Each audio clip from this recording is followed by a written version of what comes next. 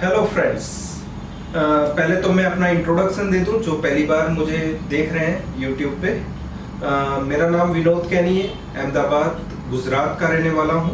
और जो मैं वीडियो आज आपके सामने रखने जा रहा हूं वो है ये एक चीप एंड बेस्ट ऑसिलोस्कोप है जिसका नंबर है VDS1022I, जो कि ओवन कंपनी का है। ये पीसी ऑसिलोस्कोप है। पीसी ऑसिलोस्कोप का मतलब ये हुआ कि ये डीएसओ जो है पीसी के साथ यूज होता है। इसकी जो इसमें स्क्रीन नहीं है, स्क्रीन का सारा सेटिंग इसमें पीसी के थ्रू होगा। ये सिर्फ आपके सिग्नल को प्रोसेस करके वीडियो सिग्नल बना के पीसी को देगा और पीसी में ही सारे सॉफ्टवेयर्स होंगे। और तो चलिए दोस्तों नेक्स्ट सेगमेंट में जाते हैं। ये मैं फर्स्ट तो आपको अनबॉक्स करके बताऊंगा कि इसमें क्या क्या चीज़ें आई है। एक तो मेन डिवाइस है जो कि स्कोप है, ऑसिलोस्कोप है, जो कि पीसी ऑसिलोस्कोप है, जिसमें channel 1, channel 2, multi and 5 volt 1 kilohertz का एक सिग्नल है जो कैलिब्रेशन के लिए दिया गया है।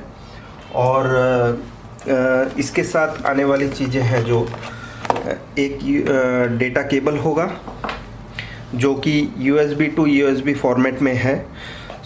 दोनों साइड में सेम टाइप का अटैचमेंट दिया हुआ है। एक एक्सटेंशन भी दिया हुआ है इसके साथ ताकि दूसरे PC को कनेक्ट किया जाए। इसके साथ एक इंस्टॉलेशन CD आई है। ये इंस्टॉलेशन ड्राइवर वगैरह के लिए सभी के लिए ये एक CD दिया है।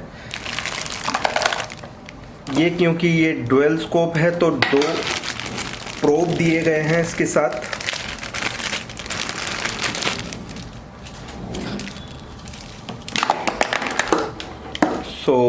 आप देख सकते हैं कि ये 2 प्रोब्स हैं इसके साथ आए हैं, जिसमें यहाँ पर एक ये पॉइंट दिया हुआ है जो कि जो पल्स की शार्पनेस के लिए दिया गया है कि हमें पल्स की शार्पनेस अगर जो टिल्टेड है, कुछ भी है, घुमावदार है, तो उसे सेट करने के लिए एक ट्यूनिंग पॉट दिया हुआ है इधर।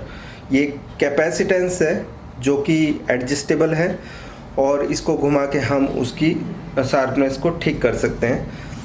ये मल्टीप्लाई बाय 10 एंड ये दिख रहा है अभी multiply by 10 and multiply by 1 में आता है। मल्टीपल्स मतलब ये वोल्टेज एम्पलीट्यूड के एडजस्टमेंट के लिए है। आपके किस तरह के वोल्टेज है उसके हिसाब से आपको प्रोब एटेन्यूएशन सेट करना होता है। नॉर्मली मैं मल्टीप्लाई बाय 10 में यूज़ करता हूँ इसे।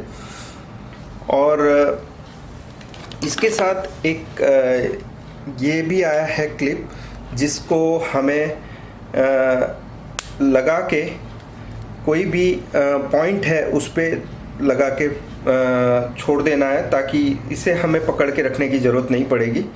और एक ग्राउंड प्रोब है जो कि हमें ग्राउंड के साथ लगाना है, ठीक है। नेक्स्ट सेगमेंट में जाएंगे जहां हम इंस्टॉलेशन के बारे में सीखेंगे।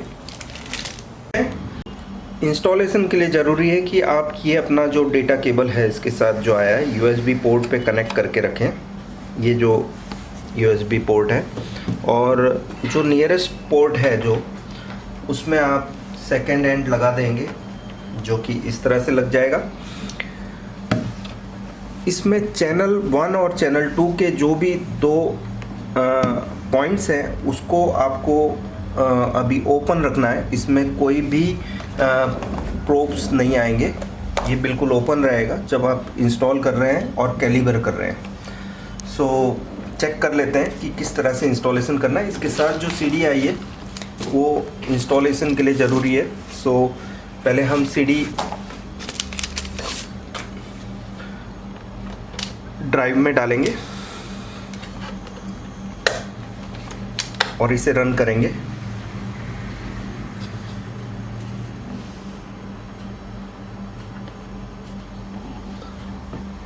ये ऑटो प्ले मोड में है। इसका मतलब ये है कि सीधे के सीधे ही CD जैसे ही वो हो जाएगी तो ऑटो प्ले हो जाएगा।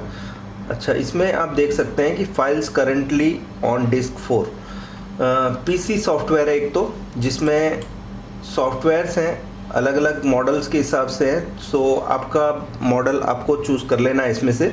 सो ये जो मॉडल है VDS1022i, दैट मीन्स ये जो फर्स्ट वाला सॉफ्टवेयर है यही इसका एप्लीकेशन सॉफ्टवेयर है। सो हमें सेटअप रन करना होगा इससे।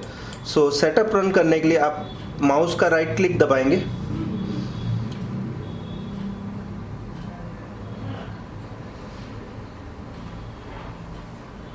और रन एस एडमिनिस्ट्रेटर पे जाकर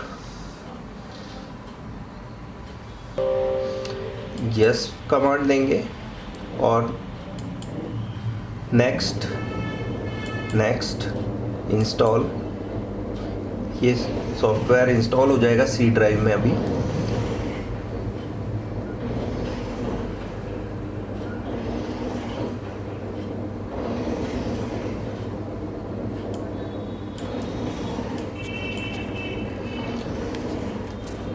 इंस्टॉल होने के बाद फिनिश। सो आप ये देख सकते हैं कि इसका एक विंडो खुल गया है और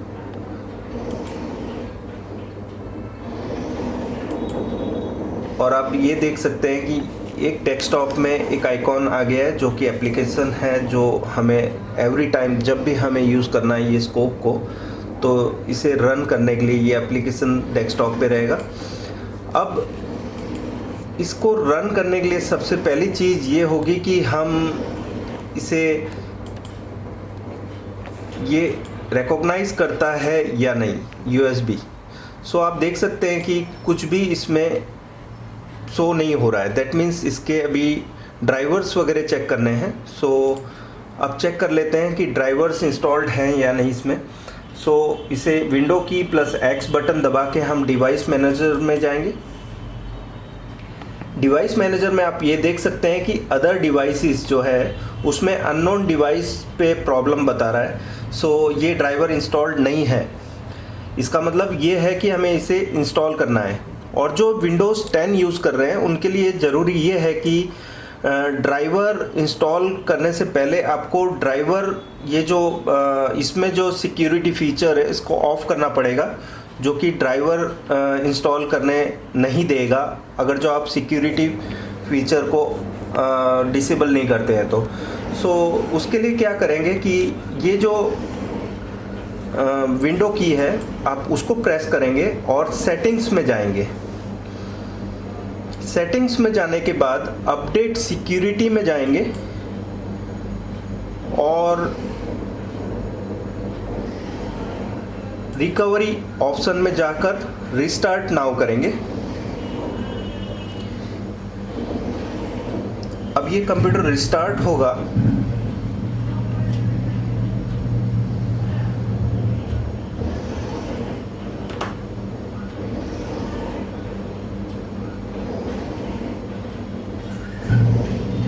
सो आप देख सकते हैं कि एक विंडो खुला है। इसमें से कोई एक ऑप्शन हमको सिलेक्ट करना है। तो हम क्या करेंगे कि ट्रबल शूट जो ऑप्शन है उसे सिलेक्ट करेंगे और एडवांस्ड ऑप्शन सिलेक्ट करेंगे। आप देख सकते हैं कि इसमें दूसरा एक विंडो खुला है जिसमें इतने सारे ऑप्शंस दिख रहे हैं। उसमें से आपको एक ऑप्शन सिलेक्ट करना है जो कि स्टार्टअप सेटिंग्स में जाएंगे और यहाँ आप देख सकते हैं कि restart to change Windows option such as enable low resolution video mode, enable debugging mode, enable boot logging, enable safe mode, disable driver signature enforcement, disable early launch anti-malware protection, disable automatic restart on system failure। so इसमें से हमें disable क्या करना है? Disable ये करना है driver के लिए। तो हम पहले क्या करेंगे, रिस्टार्ट करेंगे।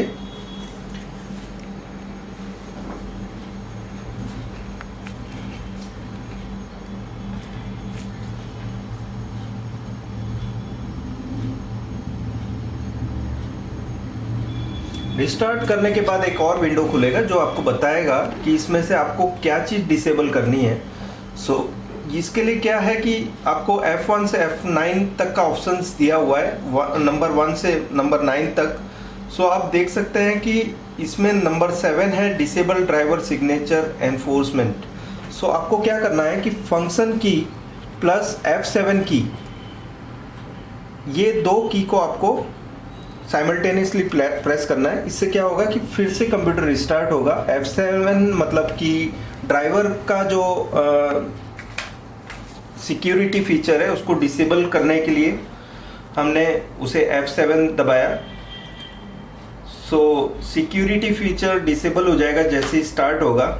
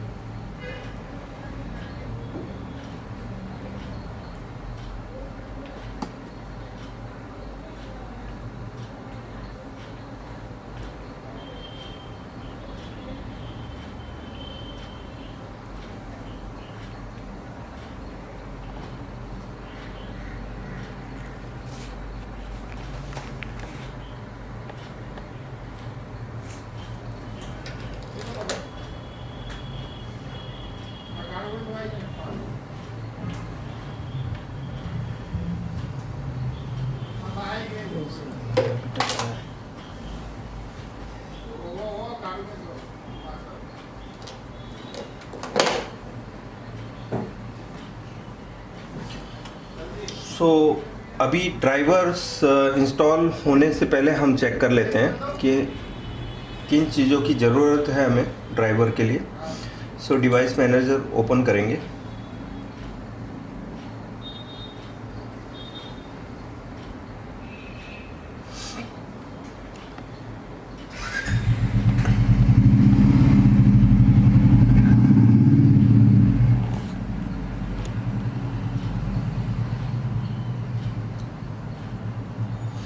सो जो ECU है इस PC में वो है, हमने जो नया डिवाइस लगाया है इसके साथ, कंप्यूटर के साथ, वो प्रॉब्लम बता रहा है। तो हम क्या करेंगे कि अननोन डिवाइस जो है उस पर राइट क्लिक करेंगे, अपडेट ड्राइवर।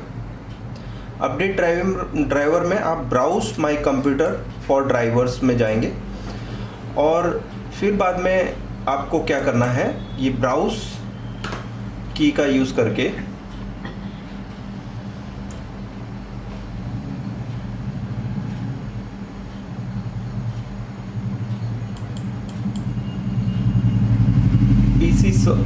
USB ड्राइवर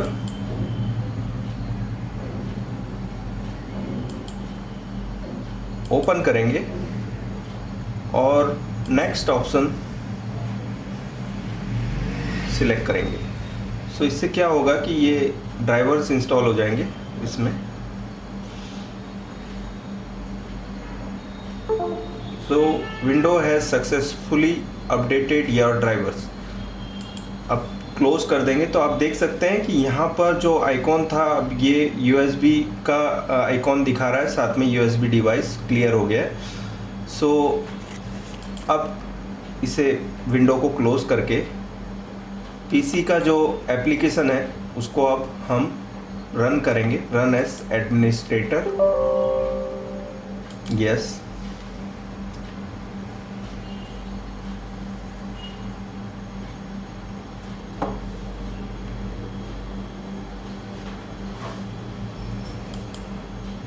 सो आप देख सकते हैं कि इनिशियलाइजिंग करके आ गया और ये दो लाइंस आ गई, जो कि चैनल 1 की लाइन जो है रेड में है और चैनल 2 जो है वो येलो में। चैनल 2 और चैनल 1 और चैनल 2, ठीक है। इसके साथ जो प्रोब आए इसमें भी उसी तरह के कलर्स हैं, आपको उसी कलर के हिसाब से रखना है। जो चैनल 2 बता रहा है येलो है, सो आप देख सकते हैं यहाँ येलो मार्क है इस प्रोब पे। सो चैनल 2 को हम इसमें लगा लेंगे और चैनल 1 जो है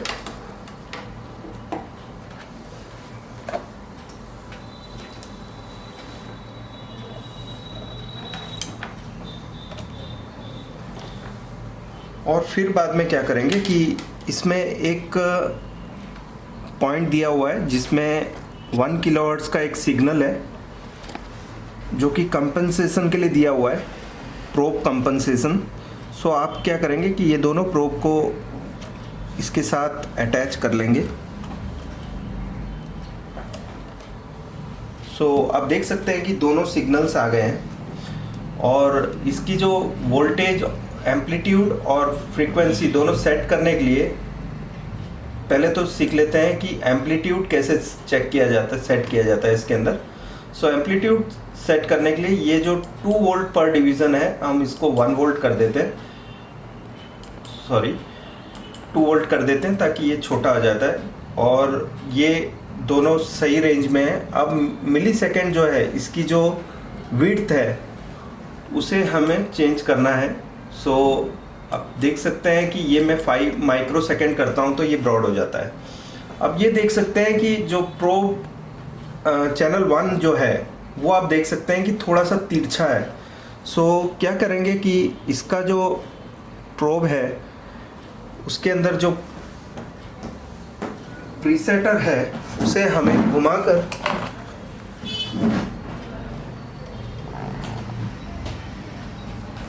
आप देखेंगे कि मैं ये घुमा रहा हूँ तो साथ में ये भी चेंज हो रहा है। सो इसे एकदम सीधा कर देना है आपको।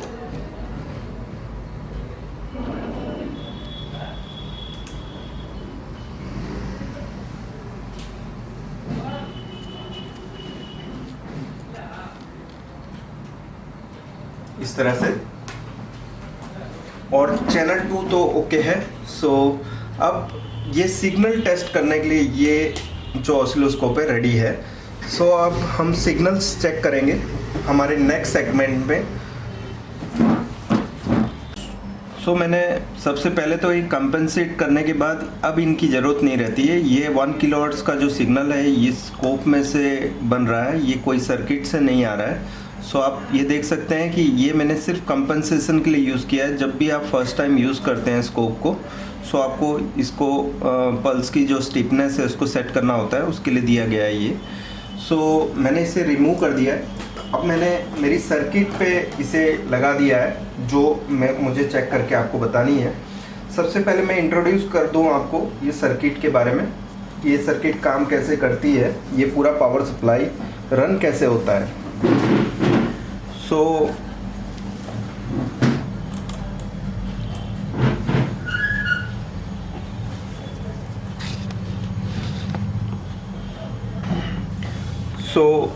सबसे पहली चीज़ जो है पावर, एसी पावर जो है इन होता है।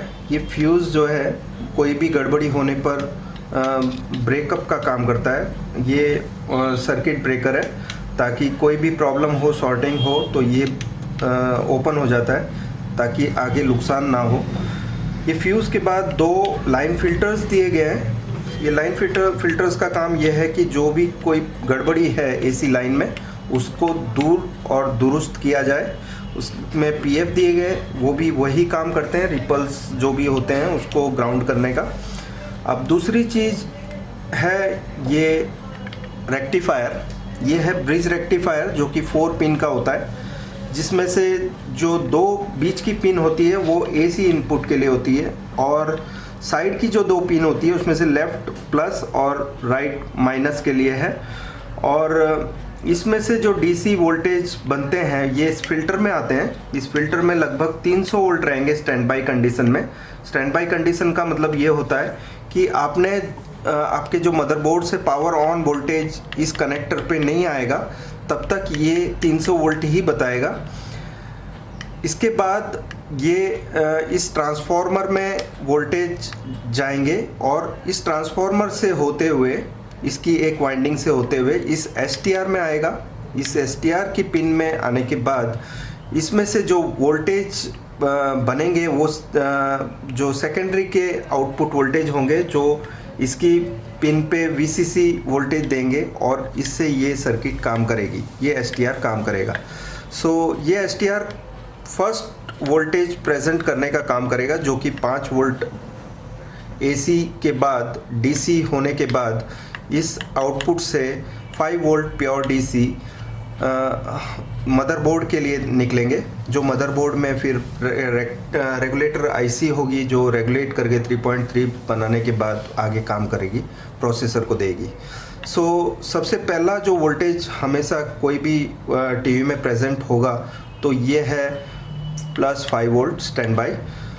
ये 5 वोल्ट स्टैंड बाई होने के बाद जब भी आप रिमोट से मदरबोर्ड ऑन करते हैं, मदरबोर्ड में से एक पल्स निकलता है जो वापस पावर बोर्ड में आता है, जिसे बोलते हैं power supply on, PS on. PS on होने के बाद इसमें लगी हुई PFC सर्किट और ये मॉसफेट काम करते हैं। ये मॉसफेट और PFC सर्किट इसके लिए होती है कि इसके बाद बनने वाले वोल्टेज जो हैं, जो इन्वर्टर को ड्राइव करने के लिए हैं और इनको ताकत की ज़रूरत होती है, तो ये 390 वोल्ट इस फिल्टर पे देंगे।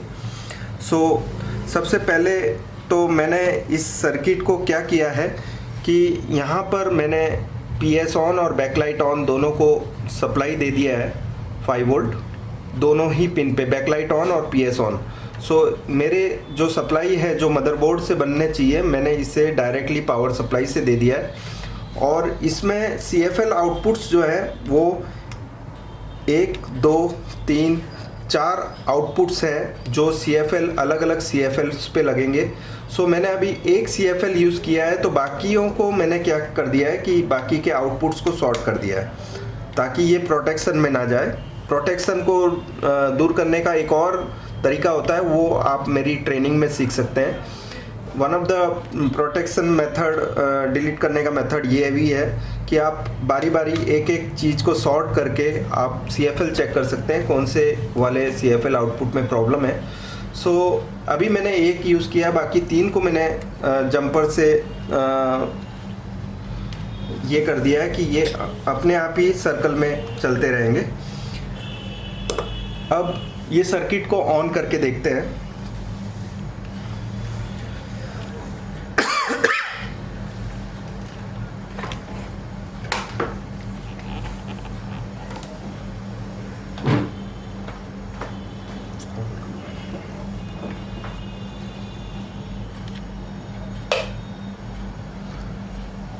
आपने देखा कि ये मैंने जैसे ही ऑन किया है तो ये CFL जल गई है। ये CFL जली है तो ज़रूर यहाँ भी एक पल्स आया होगा।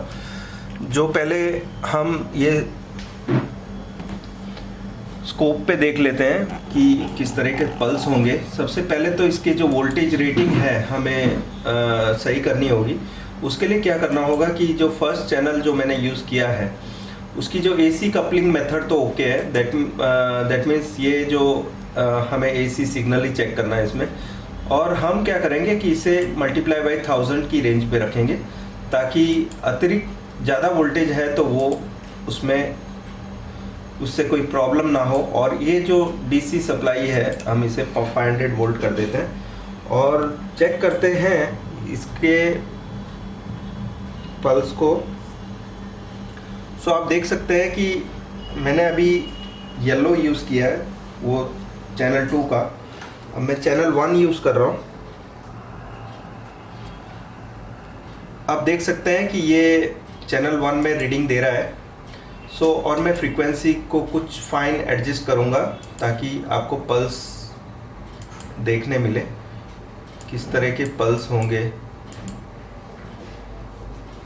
आप देख सकते हैं, इसको मैं और फाइन कर देता हूँ। आप देख सकते हैं कि ये इस तरह के पल्स होंगे इसमें। और इसके कलेक्टर पे बड़े होंगे ताकि हम इसे भी सेट कर लें। सो आप देख सकते हैं कि कुछ इस तरह के पीएफसी सर्किट के पल्स होंगे जो इसे मॉसफेट को ऑन ऑफ कर रहे हैं, जिसके वजह से ये जो फिल्टर है मेंस फिल्टर, इसके ऊपर राउंड अबाउट 390 वोल्ट्स प्रेजेंट होंगे, जो कि हम मीटर में चेक कर सकते हैं 390 वोल्ट्स। सो आप देख सकते हैं कि ये 390 वोल्ट्स हैं, ठीक है। सो ये इस पीएफसी सर्किट की वजह से हुए हैं। अगर जो ये काम नहीं करेगी तो 390 वोल्ट आपके प्रेजेंट नहीं होंगे, और 390 वोल्ट नहीं होने की वजह से आपका जो लाइट है बैकलाइट वो भी ऑन नहीं होगा, और टीवी में नो लाइट वाला इश्यू रहेगा। तो हमेशा जब भी आप चेक करें कि बैकलाइट ऑन नहीं हो रहा है तो सबसे पहली चीज़ आपको यही वोल्टेज चेक करना होगा कि 390 वोल्ट ओके हैं या नहीं। 390 ओके, दैट मीन्स आपका पीएफसी सर्किट परफेक्ट काम कर रहा है, और आपकी बैकलाइट ऑन की जो प्रॉब्लम होगी उसका जो जिम्मेदारी किसी और चीज़ पे है उसे चेक करना होगा आपको। सो ये तो देखा आपने इनपुट एरिया।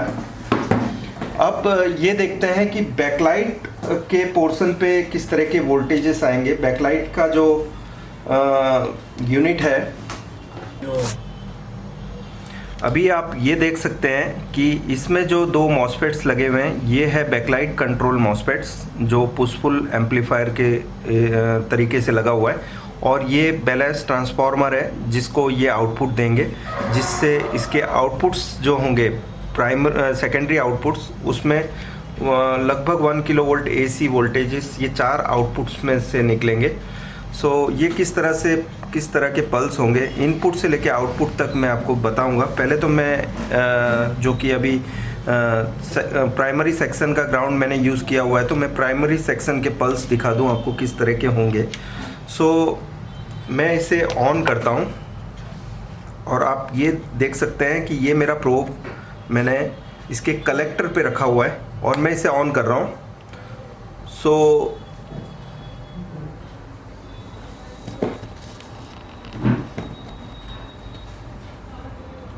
इसका जो कलेक्टर है ये दिखा रहा है वोल्टेज, मैक्सिमम वोल्टेज बता रहा है। दैट मीन्स इससे ज़्यादा मैं एक्सीड नहीं कर सकता। मैं कोशिश करूँगा कि इसको मैं 1000 की रेंज में रखूँ। इट इज़ ऑलरेडी 1000 की रेंज में, तो इस स्कोप में मैं इससे ज़्यादा इसको छोटा नहीं कर सकता। सो आप देख सकते हैं कि ये लगभग जो रेंज है वो रेंज में ये पल्स दिखा रहा है, और इसमें हमें क्या करना होगा, इसकी फ्रीक्वेंसी चेक करनी है अगर जो। सो इसमें होम बटन है, इसको प्रेस करेंगे और मेजर जो पॉइंट है इसमें आपको क्या करना होगा, चैनल 1 जो है उसकी जो फ्रीक्वेंसी है उसको दिखाने के लिए मैंने यहाँ पर देखिए ये फ्रीक्वेंसी आ गया इधर। अगर जो मैं ये राइज टाइम डालना चाहता हूँ इधर, तो ये राइज टाइम भी बताएगा। सो एम्पलीट्यूड अगर जो मुझे दिखाना है तो ये एम्पलीट्यूड भी आ गया, जो कि 35 किलोवोल्ट, 8 किलोवोल्ट से 35 किलोवोल्ट के बीच में एम्पलीट्यूड। दैट मीन्स इसका जो वर्टिकल हाइट है, जो इस पल्स का जो हाइट है वो है कितना, 21 किलोवोल्ट के करीब, और ये 63 किलोहर्ट्ज़ का फ्रीक्वेंसी का सिग्नल है। दैट मीन्स ये 1/63 किलोहर्ट्ज़ की टाइम से ये ऑन ऑफ हो रहा है। सो आप ये देख सकते हैं कि इस तरह का प्राइमरी में पल्स आएंगे। उसके बाद आपका जो गेट होगा, गेट के ऊपर भी जो पल्स आएंगे उसे भी आपको अभी छोटा करना होगा, जो मैं अभी परफेक्ट सेटिंग पे रख देता हूं ताकि आप देख सकते हैं कि किस तरह के पल्स रहेंगे इसमें।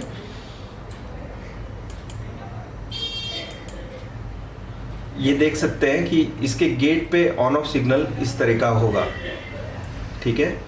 और फिर बाद में हम आउटपुट सेक्शन जो इनपुट सेक्शन है, जो पल्स जहाँ से इन हुए इस ट्रांसफार्मर में, ये ट्रांसफार्मर यूज़ किया गया है। इसमें ये आइसोलेशन के लिए यूज़ किया है, क्योंकि हम डायरेक्टली कनेक्ट करेंगे तो लाइव सर्किट हो जाएगा। ये आइसोलेशन ट्रांसफार्मर है जो कि इस पल्स को इससे कनेक्ट, ये दो पुशफुल ट्रांजिस्टर से कनेक्ट करते हैं, ये मॉसफेट्स हैं, इससे कनेक्ट करते हैं। सो अब चेक कर लेते हैं कि किस तरह के पल्स इसके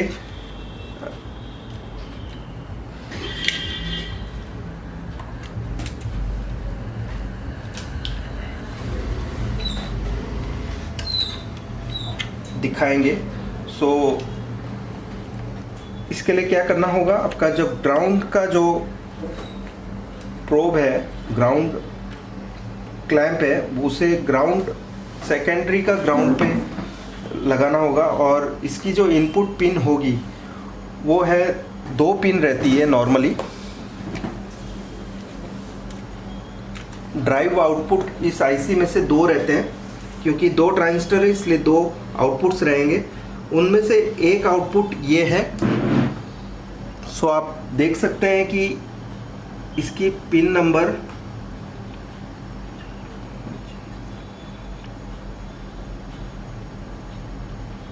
14 और 15 नंबर की जो पिन है उसमें से आउटपुट पल्स निकल रहे हैं जो इस फॉर्मेट में होंगे। इससे भी प्रॉपरली हम सेट कर लेते हैं। सो आप देख सकते हैं कि इसका जो पल्स का फॉर्मेट है वो कुछ इस तरह का है।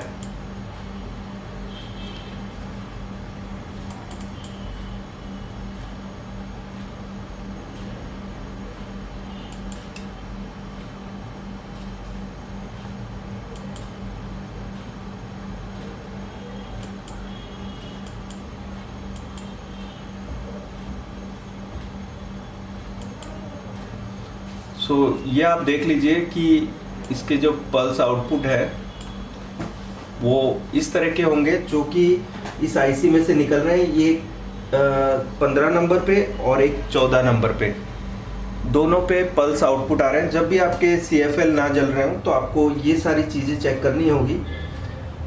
इसकी एक सप्लाई पिन रहेगी जिस पे भी आप वोल्टेज चेक कर सकते हैं, लगभग 12 वोल्ट रहेंगे उसमें।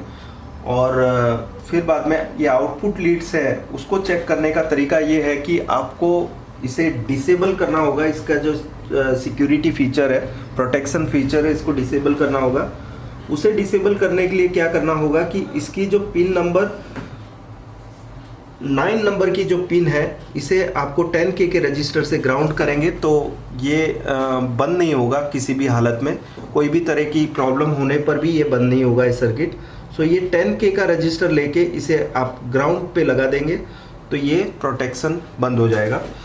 और फिर बाद में आप इसके जो आउटपुट वोल्टेजेस हैं उसे भी चेक कर पाएंगे, जो कि पहले आपको इसमें सेटिंग करनी होगी, क्योंकि इसकी जो मैक्सिमम सेटिंग है अभी 50 वोल्ट पे है। सो आपको इसकी जो प्रोब रीडिंग है उसे 1000 पे रख देता हूँ और मैं आपको दिखाता हूँ कि ये 5000 पे है अभी। सो आप देख सकते हैं कि ये मैक्सिमम बता रहा है ये, क्योंकि इस स्कोप में एक ये लिमिटेशन है कि 5000 वोल्ट से ज़्यादा आप नहीं चेक कर सकते हैं। सो ये इससे ज़्यादा है तो ये ज़्यादा देर हम नहीं रखेंगे, इसे चेक करके हटा देंगे। सो आप देख सकते हैं कि ये इस तरह से हम पूरा का पूरा सर्किट चेक कर सकते हैं ये डिजिटल स्कोप से, जो कि सस्ते हैं और बढ़िया हैं, अच्छे हैं काम करने में भी। इनके जो पल्स आउटपुट है वो भी नॉर्मल है, इसमें फ्रीक्वेंसी वगैरह हम चेक कर सकते हैं बहुत अच्छी तरह से। और इसका डिस्प्ले भी बहुत साफ़ है, बहुत क्लियर पल्सेस दिखते हैं इसमें। सो आशा करता हूँ कि ये वीडियो आपको ज़रूर पसंद आएगा, और अच्छा लगता है तो कमेंट बॉक्स में आप लिख सकते हैं, सुझाव दे सकते हैं। और मेरे अगले वीडियो को आपको अगर जो पहले देखना है तो बेल आइकॉन को दबाएंगे और मुझे सब्सक्राइब करेंगे तो आपको ये वीडियो जो भी मैं नेक्स्ट वीडियो रखूँगा वो पहले देखने मिलेगा। थैंक यू दोस्तों।